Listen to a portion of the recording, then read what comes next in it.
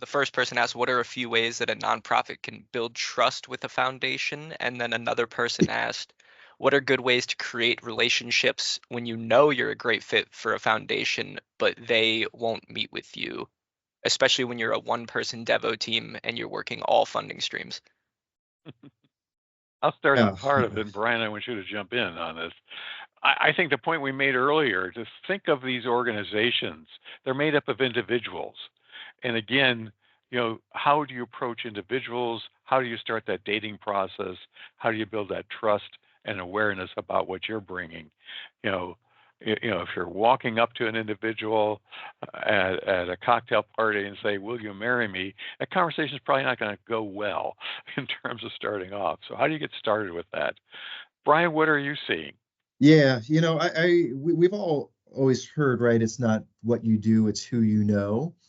And that's certainly true. I always take it one step further, and it's not, who you know, it's who knows you.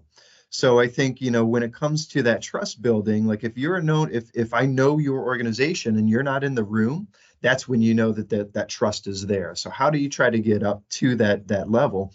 It's communication. It's not waiting until the report is due to reach back out to a funder, right? I mean, we all have that relative or that friend that we only hear from when they need something. Don't be that nonprofit. Make sure that you're communicating the good and most importantly the bad. A lot of times grants are made. You had plans to do this, and guess what happened? That happened, right?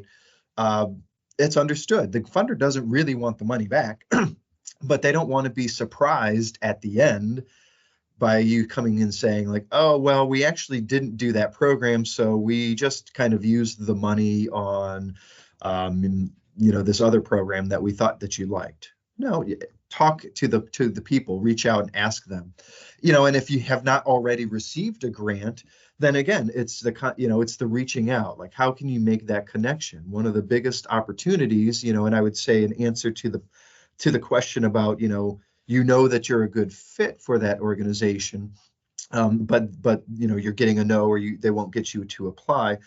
That's kind of twofold. They might have a specific relationship that's long term, 20, 30 years with a handful of organizations that are doing that specific work, and they're just not interested in expanding to include additional nonprofits in that space.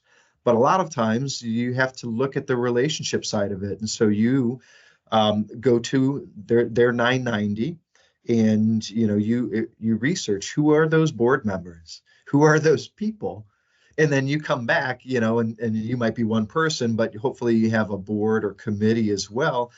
You sit that list in front of them and you all go through. You spend a board meeting. I mean, you stop the meeting, you say, all right, for the next half hour, we're going to pass around this list of funders, and all of those board members on there, you're going to initial your name next to the people that you know or that you think you can make that connection to.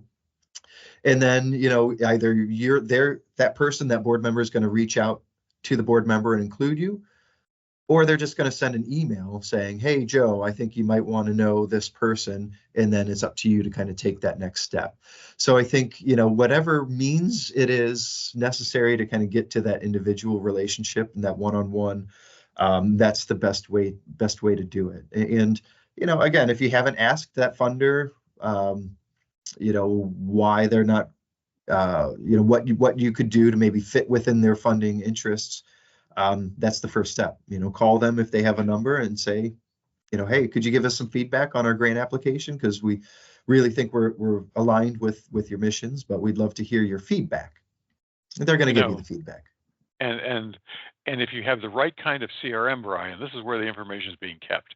You've got everybody in the organization performing this function throughout the year in terms of working with that and documenting it. Uh, you're not hoping that the executive director is the only one who has a big Outlook file that has these relationships inside of it, because you may be touching them a variety of different ways, other people in the organization. You may find, the person you wouldn't expect in your organization happens to live next door too, in terms of a board member in that area. Uh, you want to go, your CRM system is taking you beyond just tracking donors.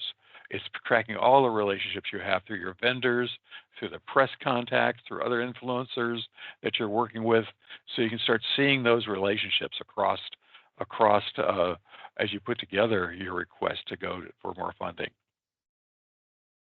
Brian, do we have any additional? Excuse me, Scott, do we have any additional? Yes, we did have a few more questions come through. I believe this one came before we showed the slide, but just in case there are any more, either of you wanted to shout out, they asked, what are some recommended websites for finding these grants, if there are any that weren't on the slide? Okay, good. And also you can reach out to us too. We're giving you our contact information here. Don't hesitate.